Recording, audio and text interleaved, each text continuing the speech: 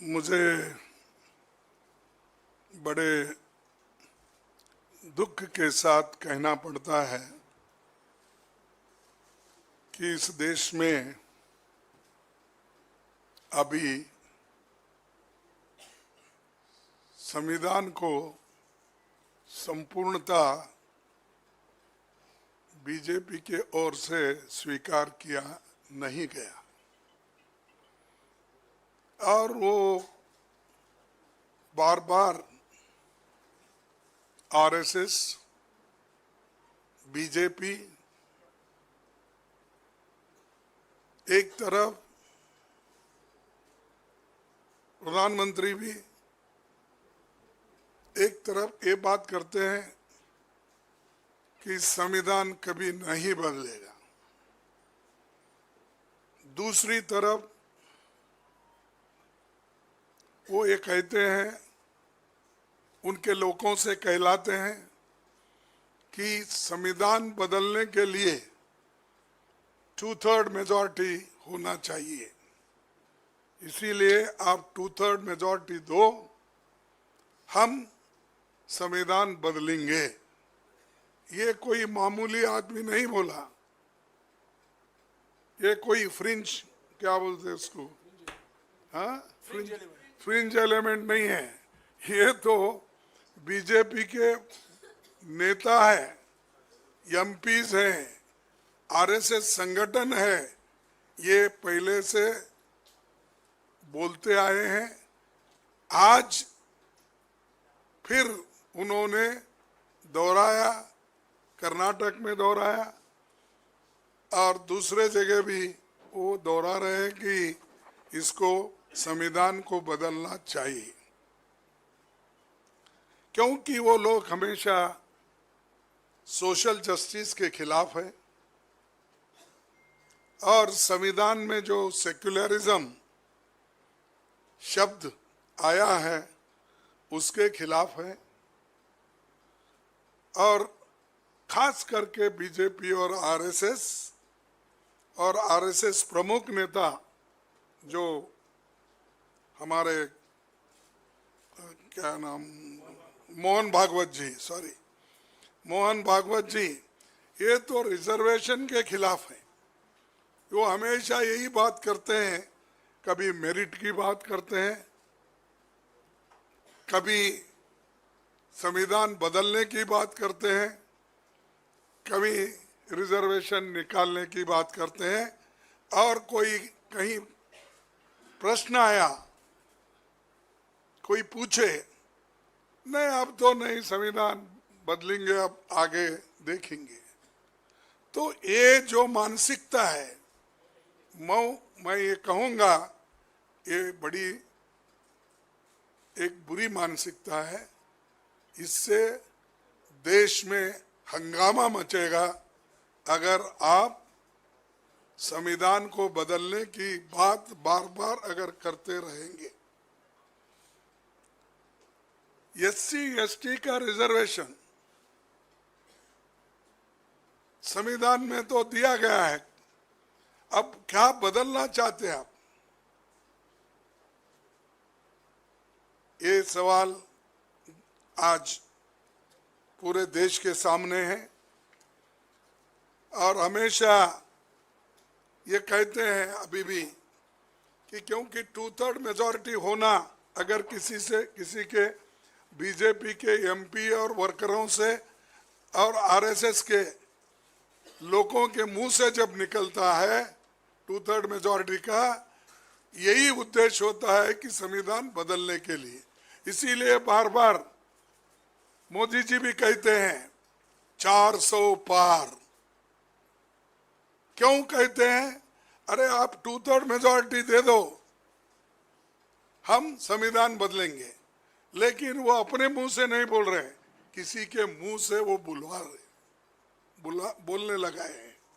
नहीं तो अगर मोदी जी के पास हिम्मत है, अरे ये तो रिजर्वेशन के खिलाफ है, सोशल जस्टिस के खिलाफ है, मेरा पार्टी का आदमी अगर कोई बोलेगा उसको पार्टी के बाहर निकालूंगा, अगर ये हिम्मत करे तभी लोगों को विश्वास होता है। एक तरफ तो तुम चुप बैठते हो, ये दूसरे तरफ संविधान की रक्षा हम करते हो ये कहते हैं, तो ये जो देश में चल रहा है और उसका मकसद भारी बहुमत लेने का, संविधान बदलने का ही उनका इरादा है। और दूसरी बात, संविधान बनाने में, देश को आजादी दिलाने में इनका कोई योगदान नहीं है। इन्होंने कभी कोशिश नहीं की। इन्होंने तिरंगा झंडा को भी अपोज किया। तिरंगा झंडे में जो अशोक चक्र है उसको अपोज किया, और वो आज भी अपना भगवा झंडा आरएसएस लगाते, राष्ट्रीय झंडे को उतना महत्व नहीं देते।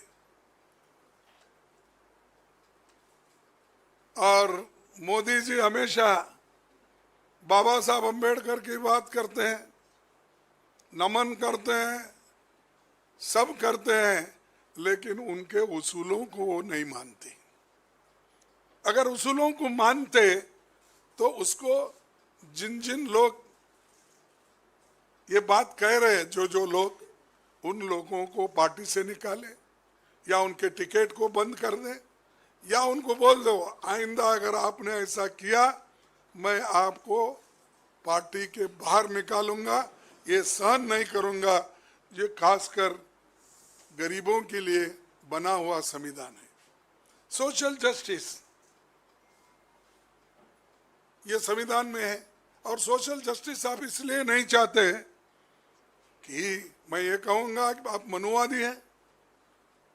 संविधान जो बना तब से लोगों को, गरीब लोगों को, चाहे वो किसी कम्युनिटी के हो, उनको जो आज़ादी मिली है, वोट की आज़ादी मिली है, महिलाओं को भी, नहीं तो किसी देश में महिलाओं को वोटिंग अधिकार इमीडिएटली मिला है। आप देखिए इतिहास निकाल के, अमेरिका हो, यूरोप हो, ऑस्ट्रेलिया हो, स्विट्जरलैंड हो, कहीं भी आप देखो, कहीं भी आज़ादी मिलने के बाद, इंडिपेंडेंट कंट्री होने के बाद किसी ने भी महिलाओं को वोटिंग का अधिकार नहीं दिया।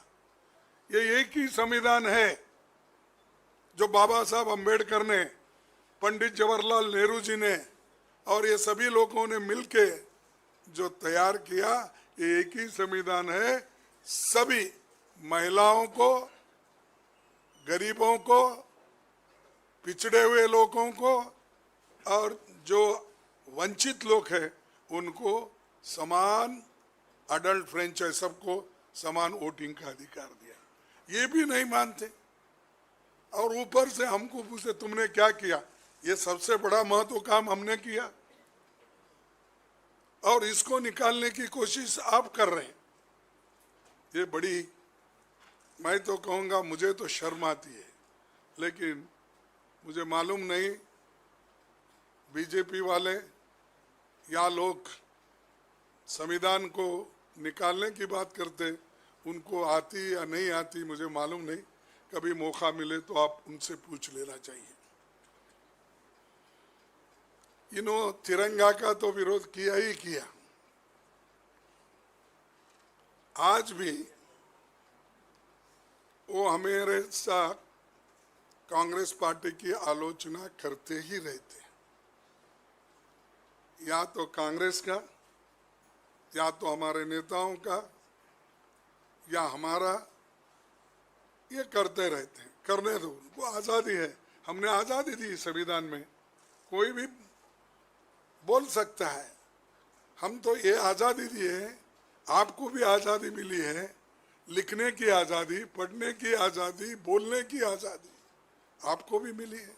अगर ये बंद कर लेना, अगर आपकी इच्छा है, आप भी चुप बैठिए।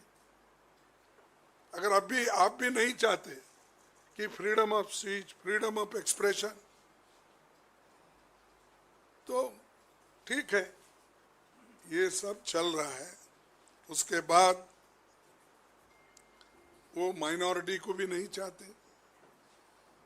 और जो बाबा साहब खुद ही संविधान लिखने के बाद भी उन्होंने इसको जलाया इनके लोगों ने, और ये नहीं चाहिए हमको, उन्होंने कहा।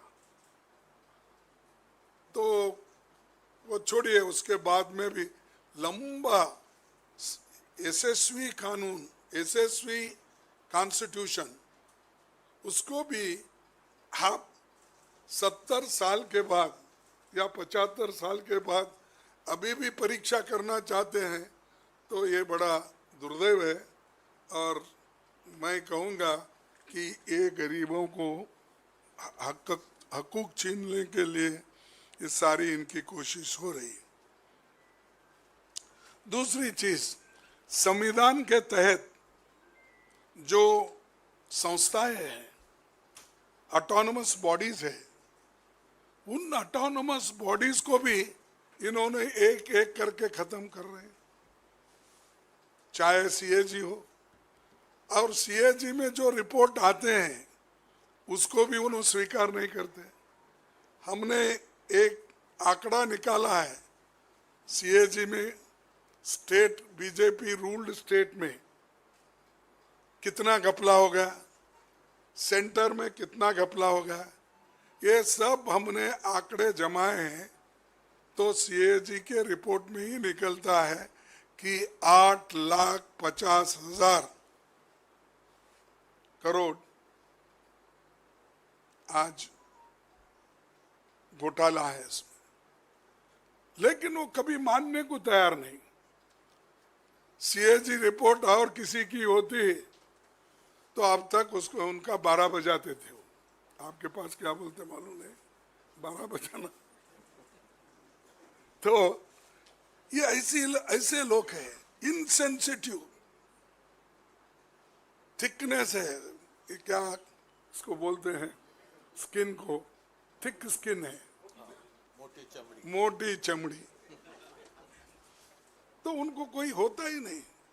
और वो जो कहते हैं वही बात उसको पुनरावृत्त करते, 100 बार बोलते। तो ये एक तरफ, और दूसरी तरफ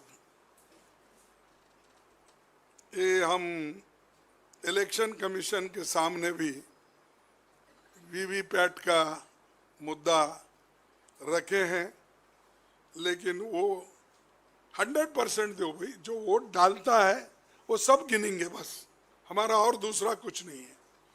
जो लोग वोट करते हैं, जो वीवीपैट आती है, तो 100% गिनो। क्या तकलीफ है आपको? उसके ऊपर भी उनका कोई उत्तर नहीं है। फिर पीएम साहब खुद नहीं कहते कुछ, दूसरों से कहलाते हैं। ये बड़ा अजब है। अबे तुम कैसा, हमारे पास कहावत है देहातों में, माफ करना मैं ऐसी एग्जांपल देता हूँ आपको। वो क्या करते हैं कि एक तरफ बच्चे को चिमटा देते हैं, दूसरे तरफ फिर उसको थोप देते हैं कि अरे मत रो मत रो। ये नीति है उनकी। इधर बोलने का, अरे तुम बोलते जाओ, मैं समझाते जाता हूं, यही कर रहे हैं वो। इसके बाद और एक प्रश्न है इलेक्टोरल बॉन्ड का। ये तो एसबीआई द्वारा 4.5 महीने मांगने के बाद साफ हो गया कि मोदी सरकार अपने काले करतूतों को पर्दा डालने का कोशिश कर रहे हैं। क्योंकि 4 महीने क्यों होना, आपके पास तो डाटा है, और डाटा का मास्टरी आपने किया है, और हर जगह बोलते हैं ये डाटा आने के बाद सब संख्या सभी मिल जाते हैं, और ये बहुत जल्दी ही मालूम हो जाता हर चीज का। क्या फिर निकालो ना भाई, 1-2 हजार लोग दिए होंगे बॉन्ड्स, 3 उतने लोगों की लिस्ट नहीं मिलती आपको, तो क्यों छुपा रहे? सुप्रीम कोर्ट बोल रहा है, लेकिन आप एसबीआई को नहीं बोल सकते, क्योंकि सिलेक्शन आप ही तो कर रहे हैं। सेंट्रल इलेक्शन कमेटी का सिलेक्शन आप ही का है, सीबीआई सिलेक्शन आप ही का है। अगर हम वहां जाके अपोजिशन लीडर अगर सजेशन भी देते, एक सजेशन नहीं सुनते, फिर बहुत से बार हम डिसेंट नोट देना पड़ता है। क्यों? कि सच उनके सामने रखे, फैक्ट्स भी रखे, तो बाजू निकाल देते हैं। ठीक है, आप कैसे हैं रमेश जी, क्या है आपके राय? ठीक है, ठीक है, लिखो। ये मेरा अनुभव में बोल रहा हूँ, मैं भी 7-8 साल वो काम किया हूँ, तो ऐसा चलता है, सलाह मशूरा नहीं होता, या उन जिन कैंडिडेट को वो प्रपोज करते हैं उससे भी बेहतर कैंडिडेट है तो भी उसको नहीं लेते। ये अब इलेक्ट्रल बॉन्ड का तो लिस्ट का पता चलेगा, अगर जल्दी वो बहुत ही ऑनेस्ट है, सिंसियर है, किनके पास किनसे भी मदद अगर नहीं लिए और वो अपने आप प्रिंट करके बॉन्ड्स बना लिए हैं तो बात और है कि, लेकिन आज वो एसबीआई कह रही है कि जुलाई तक हम आपको बताएंगे सब चीजें। क्यों इतना टाइम लगता है? सबका लिस्ट है आपके पास, ये देखो लाखों में है, करोड़ों में है, तो बात और है। ये सिर्फ गिने गिने लोग दिए सो है, आप उसका लिस्ट इमीडिएटली कर सकते हो, तो वो भी वो नहीं करना चाहते क्योंकि इलेक्शन तक छुपाना चाहते हैं, फिर इलेक्शन के बाद क्या होगा वो देखेंगे, उनका ये है। और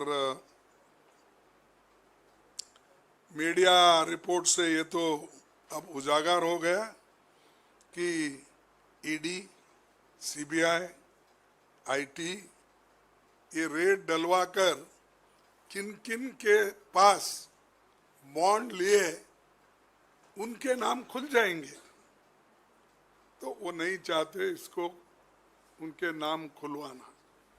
तो ये मौके और उन्होंने रिस्पॉन्सिबल है इसके लिए, वो खुद जवाबदेही है, और ये उनका अगर क्लियर मंशा है, साफ नीयत अगर साफ है तो जरूर वो बता सकते हैं। लेकिन ट्रांसपेरेंसी की बात करते हैं, करप्शन की बात करते हैं, अरे भाई पहले तुम तो खुल के आओ, तुम तो बता दो। वो नहीं बताएंगे, भाषण करते करते कितना फिरेंगे।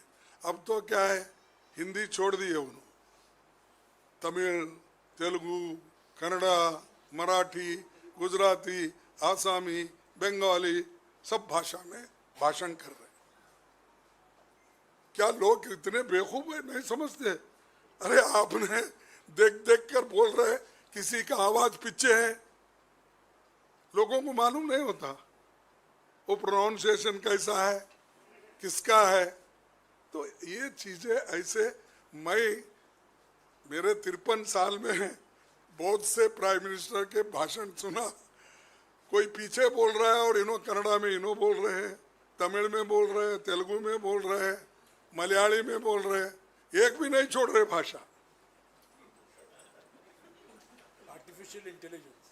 आर्टिफिशियल इंटेलिजेंस, अरे भैया आर्टिफिशियल, कहीं उसकी कुंजी खो गई आर्टिफिशियल की तो आप पूरा बंद हो जाता है, अगर बटन गलत दबाए खत्म होता। तो इसीलिए ये चीजें वो कर रहे हैं। खैर, अंत में समाप्त करने से पहले आपको मुझे और 2 मिनट देना चाहिए, मैं आपका लूंगा, इसलिए लूंगा कि 25 नवंबर 1949 में 26 जनवरी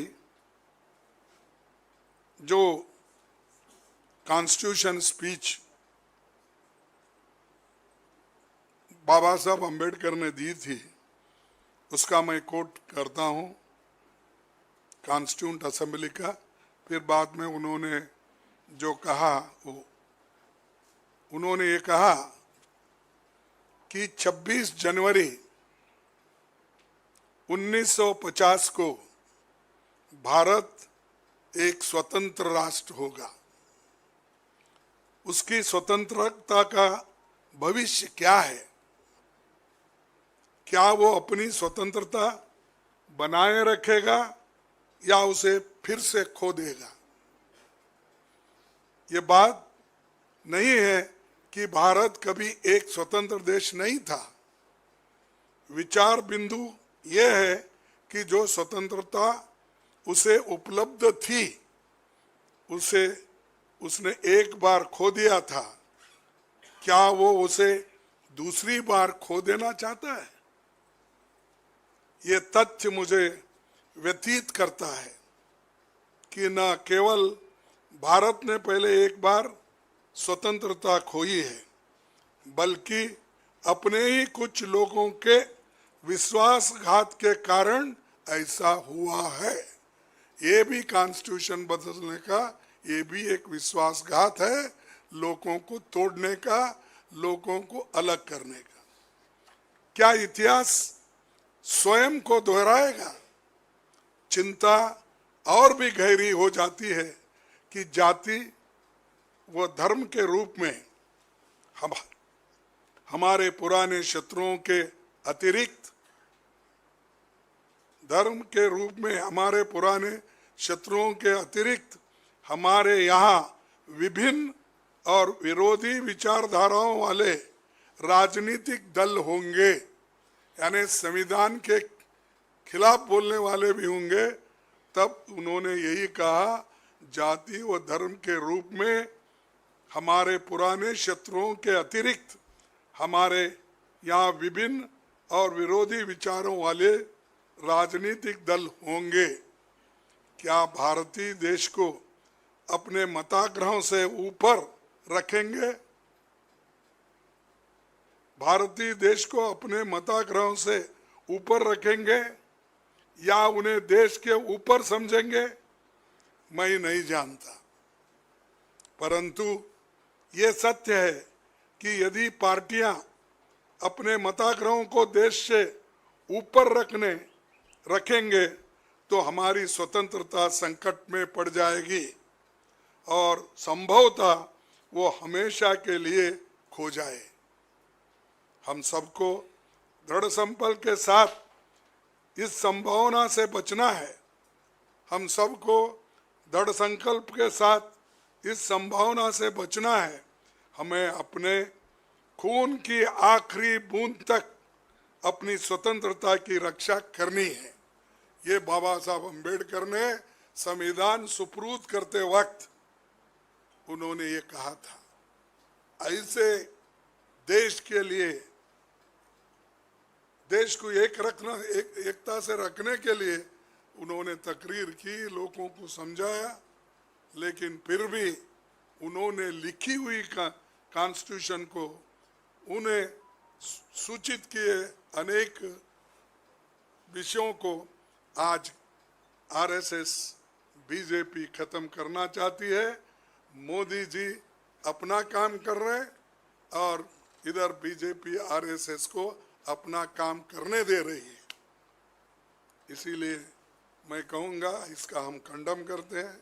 अगर कोई संविधान बदलने की कोशिश करेगा तो इस देश में पूरा बहुत बड़ा हंगामा होगा। मैं चाहता हूँ कि देश मिल के रहना है, मिल के रहेगा, एकता से रहेगा। हम सारे लोग कोशिश करेंगे कि डेमोक्रेसी को बचाने के लिए, संविधान को बचाने के लिए। Thank you. धन्यवाद। न्याय का हक मिलने तक।